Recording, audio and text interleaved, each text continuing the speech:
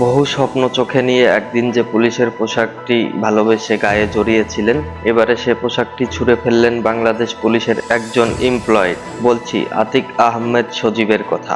চলমান পরিস্থিতিতে এই পেশাটির উপর চরম ক্ষোভ আর হতাশা থেকে খুব সম্প্রতি চাকরি ছেড়েছেন তিনি। সম্প্রতি এক ফেসবুক পেজের মাধ্যমে এই কথা জানান তিনি।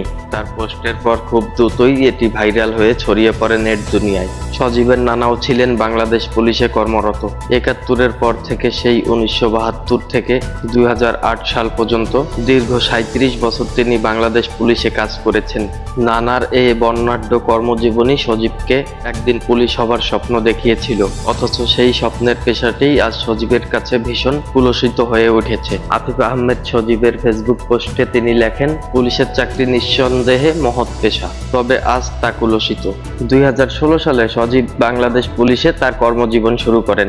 এ পেশাতে যুক্ত ছিলেন দীর্ঘ ৮টি বছর ধরে। পুলিশ জীবনের পুরোটা সময় ধরেই তিনি সবসময় মানুষের পাশে থেকেছেন, সত্যের সাথে থেকেছেন। সজীব বলেন, কোনো মানুষকে প্রকৃতভাবে সহায়তা করতে চাইলে পুলিশের পেশাই সবচাইতে পারফেক্ট একটি জব। যতদিন চাকরি করেছেন ততদিন এই আদর্শকেই বুকে নিয়ে সজীব দায়িত্ব পালন করেছেন। তিনি কাজ করেছেন একজন বীর সেনানী হয়ে, দেশের সম্মানিত নাগরিকদের একজন বিশ্বস্ত বন্ধু হয়ে, কিন্তু কখনোই ভাবেনি পুলিশের পরিচয় দিতেও এভাবে একদিন তাকে লজ্জায় পড়তে হবে। কিন্তু নিজের জায়গা থেকে সবসময় কিন্তু স্বচ্ছ ছিলেন সজীব। দেশের নিরীহ সাধারণ নাগরিকের ক্ষতি হোক এমন ধরনের কাজে নিজেকে কখনোই জড়াননি এই পুলিশ কর্মকর্তা।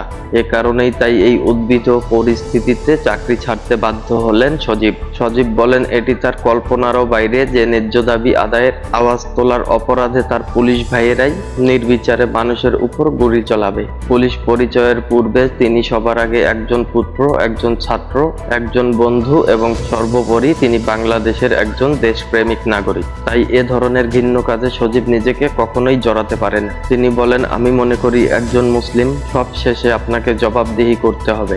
যতদিন চাকরি করেছি নিজের দিক থেকে মানুষের সাহায্য করতে চেষ্টা করেছি। স্বার্থের বাহিরে হলেও রিস্ক নিয়ে হলেও সাহায্য করেছি শুধু মানুষের দোয়া পাওয়ার জন্য।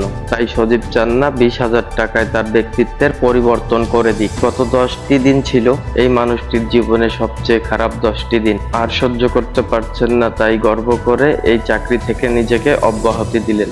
মূলত গত 10টি দিন ধরে রাজনৈতিক পরিচয়ের বাইরে থাকা সাধারণ নিরীহ মানুষের উপরে যে ঘোর বিপর্যয় নেমে এসেছে সেই ব্যাপারটি কাঁদিয়ে তুলেছে সজীবকে। ফেসবুক পোস্টে তাই শেষ দিকে তিনি লিখেছেন, এত নিরপরাধ মানুষ মারা গেল, এক মা কফিনের পাশে কাঁদছে আর বলছে, আমার 17 বছরের ছেলে, কত শখ করে তারে বড় করেছি।